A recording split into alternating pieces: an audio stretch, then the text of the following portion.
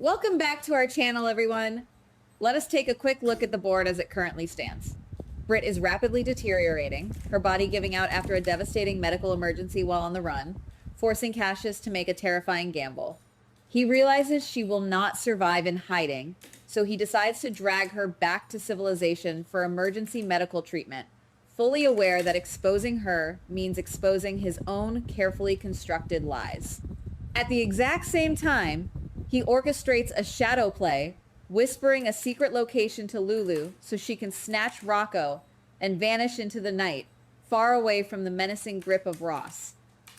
Lulu disappears without a trace to protect her son, leaving a frantic Dante staring at an empty room and a trail of breadcrumbs that all lead straight back to a man wearing a dead man's face.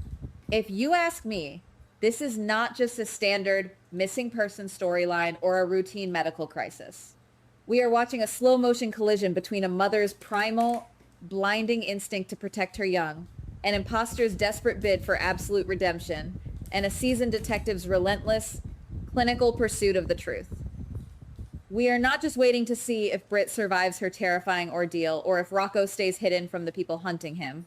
We are waiting for the exact moment the grand illusion shatters. The narrative is begging us to ask a terrifying question. What happens when the only person keeping your family alive is the very person your family is trying to destroy? Let us really look at Cassius for a second, because his psychology is the engine driving this entire disaster. This man is walking around in the stolen skin of Nathan, a beloved hero, a paragon of virtue. He is absorbing all the love, all the trust, and all the expectations that come with that specific face. But right now, he is not just pretending. He is actively trying to fulfill the legacy of the man he is impersonating. By choosing to risk his own carefully constructed freedom to save Britt, he is doing exactly what the real Nathan would do. He is sacrificing himself for family. But because he is fundamentally an imposter, his methods are cloaked in deception, secrecy, and underworld tactics. Think about the sheer irony of his clandestine phone call to Lulu. This is a perfect example of his duality and why it is causing so much chaos. He reaches out to her in the dead of night, offering her a lifeline, a secret sanctuary for Rocco where Ross cannot reach them. It is an act of profound protection and care. But look at how he actually executes it. He does not go to the authorities. He does not loop in the father of the child. He operates entirely in the dark, using burner phones and encrypted whispers, acting exactly like the criminal mastermind he is trying so hard not to be. He is saving a child, but his execution makes him look like a kidnapper orchestrating a hostage situation. And then we have Lulu. We absolutely need to talk about the sheer, unadulterated terror that drives a mother to take her child and vanish into thin air without telling her partner. Lulu is not stupid. She knows the massive risks of going off the grid and cutting ties with the outside world. But maternal instinct does not care about logic, and it certainly does not care about police protocol. When a dangerous man like Ross is hunting your blood, you do not wait for a search warrant or a police escort. You run. Lulu accepts this blind mission from Cassius because in that specific moment of paralyzing fear, an imposter offering a concrete escape route is infinitely more valuable than a detective offering empty reassurances. Consider the moment Lulu actually decides to walk out that door into the unknown. She leaves behind her entire support system, severing her deep connection to Dante, the one man who would tear the world apart to find her. Why does she do this? Because bringing Dante into the fold means bringing the badge into the fold. The law has rules, jurisdictions, and endless red tape. Ross knows exactly how to manipulate the law to his advantage. By stepping into the shadows and embracing Cassius and his secret plan, Lulu is actively choosing the underworld over the police force. She is isolating herself in a desperate attempt to build an impenetrable fortress around Rocco, unknowingly painting a massive target on the back of the man trying to help her. This brings us to the absolute core of the tension, Dante. Imagine being Dante in this horrifying scenario. The woman you love has evaporated into thin air. Your son is missing. The silence in your home is deafening, replaced only by the echo of your own racing heartbeat. Initially, there is the raw visceral panic of a father and a partner whose world has just been ripped away. But Dante is a cop to his marrow. When the initial wave of panic subsides, the rigorous training kicks in. He does not run into the streets screaming. He retreats into his analytical mind. He looks at the timeline, he looks at the players, and his instincts lock on to the one glaring anomaly in the entire equation. The man claiming to be Nathan. This is where it gets interesting, guys. We are watching Dante transition from a helpless victim of circumstance into an apex predator hunting for the truth. He is angry, yes, but it is a cold, calculated, terrifyingly focused anger. He starts pulling at the threads of the story. He bypasses the emotional connection everyone else has with this returned hero and starts looking at the cold, hard data. He is utilizing every ounce of his investigative prowess, quietly tracking the digital footprints, the burner phone records, and the subtle inconsistencies in the timeline that Cassius thought he had perfectly sanitized. Dante is not acting on emotion. He is acting on evidence. Let me give you a concrete example of how brilliant and suspenseful this cat and mouse game is becoming. Dante sits down in the quiet of the precinct with the old case files, the medical records, and the sworn statements.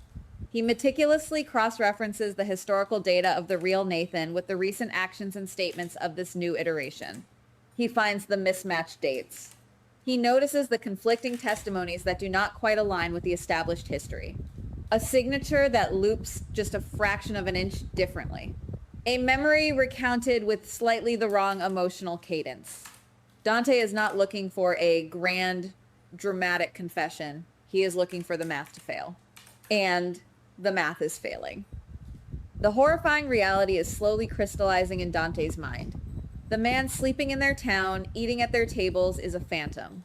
But wait, let me pause and play devil's advocate against my own theory here. Am I romanticizing Cassius too much? Am I giving him entirely too much credit by calling him a tragic hero burdened by good intentions? Let us be brutally honest for a second. Maybe his decision to isolate Lulu and Rocco is not purely about protecting them from the wrath of Ross. Maybe it is about control. By keeping Dante entirely in the dark, Cassius ensures that he remains the sole architect of this rescue mission. If Dante were involved, Cassius would lose his leverage and his narrative control over the situation. Perhaps there is a deeply selfish, narcissistic element to his martyrdom. He wants the glory of saving the day to validate his stolen identity, even if it means psychologically torturing Dante in the process. We have to consider that his altruism is heavily tainted by his own desperate need to be worshipped.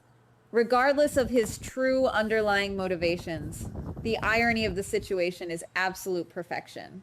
Cassius is bleeding himself dry to protect Britt, to shield Rocco, and to keep Lulu out of the crosshairs.